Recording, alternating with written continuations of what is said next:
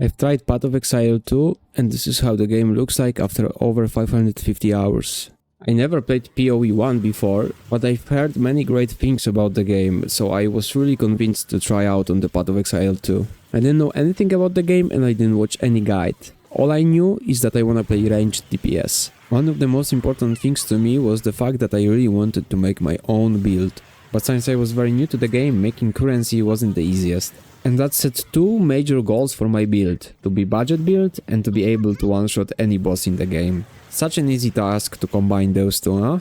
The footage you're watching right now is the finished product of my sorceress. And I will put on screen the modifiers on the map, so you can pause if you wanna check them out, but one map is 81 because Slick never rolls with a boss, and the other is 82, which is the max for maps, Waystone tier 16 with a boss, which is irradiated and corrupted. There is also some breach action on the Savannah map and some boss action, but the boss was just killed like in a real quick mode without really preparing for it.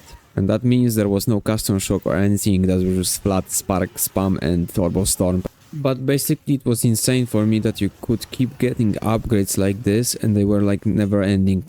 At the moment even my gear is so far from perfect that it's crazy, just the amount of RNG on crafting is just making it really hard. I only used 2 unique items in my build and I have 7.4k mana nearly. I got my dream fragments via gambling it on sapphire rings and orb of chance, but I didn't use it, I just used it to get some divines. But I didn't really do upgrades with those divines. It's quite impossible to have a good item since it just straight up requires a mirror on it. My build is not even like 200 divines altogether, since I used live search for items, which helped me to greatly reduce the price on each piece of the gear. And I'm in a point that anything I touch is literally getting just destroyed. If it's a waystone, if it's a map, if it's a boss, I just put custom shock and I get lightning conduit ×2 on it and the boss just gets bitch slapped to death. And that was a case since the very beginning when I first made the build with a budget version of it. And honestly, since then the upgrades felt like they are completely not needed, but I still kept on upgrading the gear and I literally more than doubled the mana, which is an insane increase in overall damage by just a flat amount of the mana.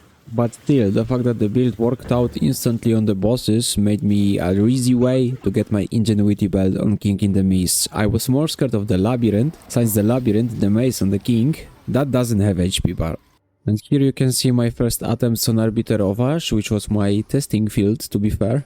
Because compared to kinginthemists, it was way cheaper to get the items on Arbiter, but he doesn't really drop that good of a loot.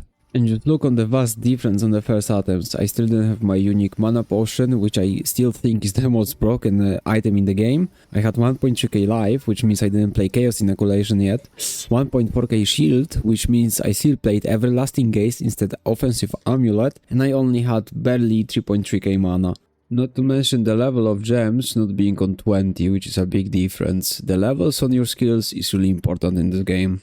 But all the DPS you really see here, 1 million DPS that you see on my Spark, it's so irrelevant because that 1 million DPS is so far from the actual level of damage I can output with this character. The real extent of the damage this character can output is so far from what you can see on the tooltip.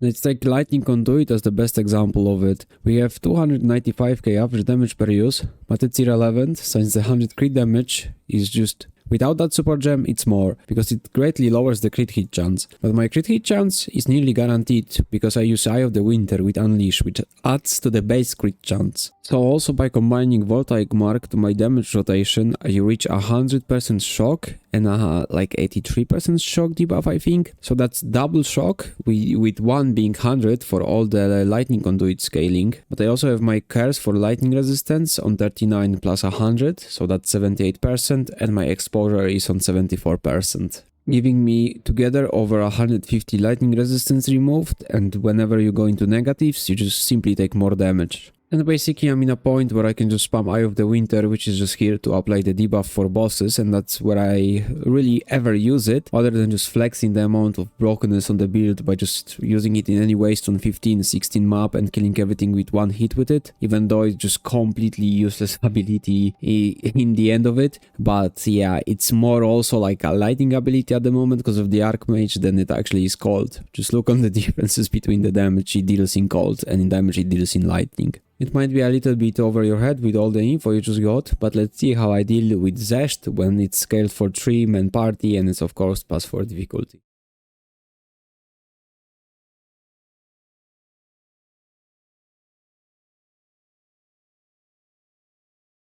And that frame is a perfect example of how broken the build is, because my custom shock, because of the insane amount of damage I have, it shocks everything I do is a shock, so lightning conduit just went off before I even got all the debuffs on the boss. But that was a long time ago since I did Arbiter for the video, so let's do him again with the buffs when he emerges for the damage reduction, and let's see how I deal with him now in my ultimate form. So even before he emerges, I just put sigil, so I can spend my mana, instantly get it back with my unique flask, so I can stack my sigil. Now I eat the soul offering, and I just press my combo of Eye of the Winter and Voltaic Mark. And he's basically done for. He's just gonna be phasing, immune timing during phasing, and we just spam now, Spark to finish him off instantly once he emerges back. That's like a normal rare for me at that point. Now let's do Breach so we can see how I deal with mobs in like terms of speed clear, and let's see the boss as well. Although there is not much to see, so I'm gonna just speed it up.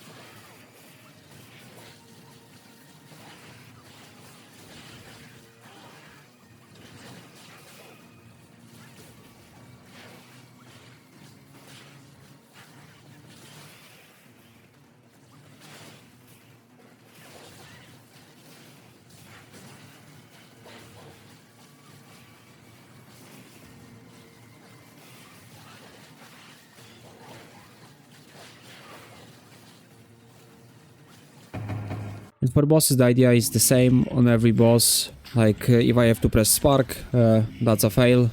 So, there's just no left to press Spark. All I will do is just Voltaic Mark him, and now Eye of the Winter.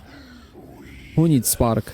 And now for the boss that I was doing the first attempts on Arbiter for, which is the Audience with the King for the Kinginthemists that drops the Ingenuity belt, and spoiler alert, he dropped me for first kill, dropped me the 76 Ingenuity, which was making things very easy back then. And with Kinginthemists it's pretty simple, the only scary part is the maze part, because the maze does not have HP bars. It's funny how the boss of darkness is the brightest of portals that are literally like flashbangs.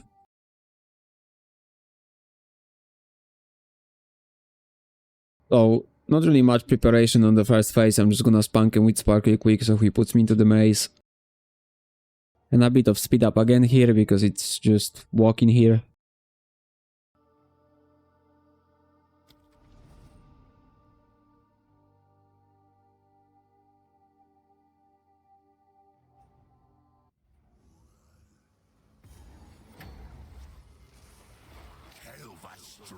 And when we out before he regenerates, we have time to set things up and fuck around with the annoying tornado.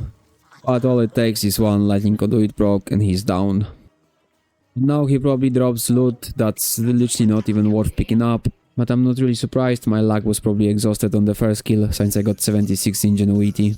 And just as I said, the boots and the Sinister Coronation, it's complete trash. And now for the build, I'm just quickly gonna mouse over every item and every super gem so we can pause and copy it if you want.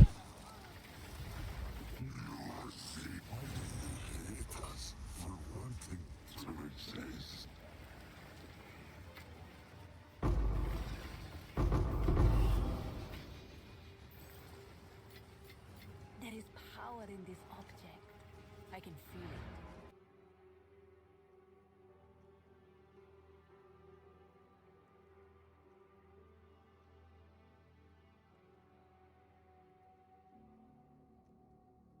Now we're gonna go over passives quickly, but I will put my Mobilitics link down below so we can like plus minus copy it from there. Just the most important info first, if you wanna go this route, which is not the budget route, we need at least like 88 level. In terms of Ascendency points, we of course go for Force of Will to get stronger Arcane Surge, attack speed and mana regen, just beautiful. Then we go for Double Shock, which is just insanely powerful.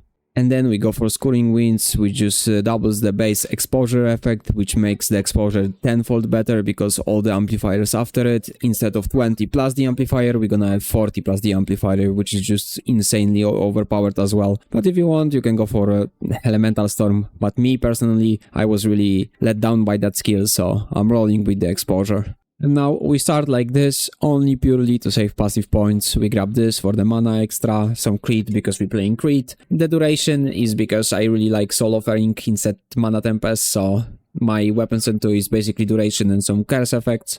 And we drop down here for the alternating current, and that's all we're gonna pick here. We go upwards to grab the jewel socket here and go for the Eldritch Battery. We go here for the socket, go back here to grab the pure power. We don't do any gem on it, any jewel, because we grab some flat damage on the way, so why not? What we grab here with the gem, it's from Nothing Diamond, around the Whispers of Doom, is Lightning Quick, Electric Amplification, and Power Conduction. The alternative from Nothing Diamond is here, Mind Over Matter, and we would grab this, and this around it. And let's be clear, I'm saying the alternative, the good one, because the best one is obviously here, but if you just look up the prices around Resonance and around Whispers of or Mind Over Matter, you're gonna see a big difference in pricing.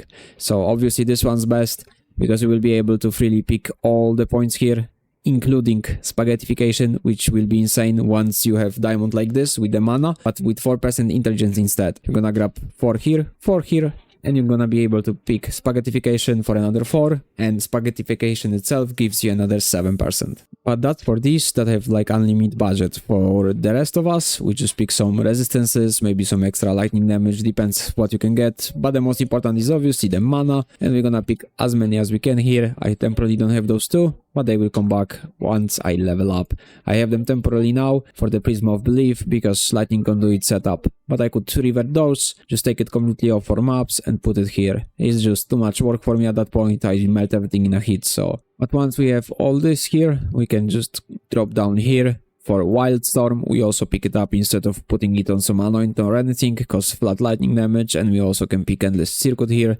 We grab on the way some critical, the CI, another critical, drop down here, or the jewel sockets on the way, and we pick Frazzled. Why we don't just anoint it? Because on the way we have another 15 for magnitude, which is just insane power. So it's better to just go here and grab the jewels, since they are pretty OP in this game. And this is what I got on jewels, mainly crit damage, I'm trying to get it twice 20, and magnitude of shock, spell damage, triggered spells, effect of curses, something like this.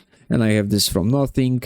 What else I have? The special one, the Prism of Belief is the special one. And I also managed to buy for 5 Divines this Megalomaniac, which was an insane buy, I think, because I needed to somehow fit the overexposure for the 74 exposure effect. And of course, paired with this, it's only then when we have 74 and that support gem. And well, Cooked, where is Cooked? Cooked is just 50% during any flask effect, and our unique flask lasts 9.2 seconds, and we can just basically spam it and refill it all the time, so that's like just plus 50 crit damage for free. Although what I would prefer is to literally have spaghettification, how it's called, polymathy, and insightfulness on Megalomaniac, but good luck buying something like this. This diamond is overall such an RNG fiesta that we just grab what we can. That would be that. Basically the perfect gear would be having 45 spirit plus 15 implicit, or just overall 60 spirit here, so we can swap to attributes warrior instead spirit.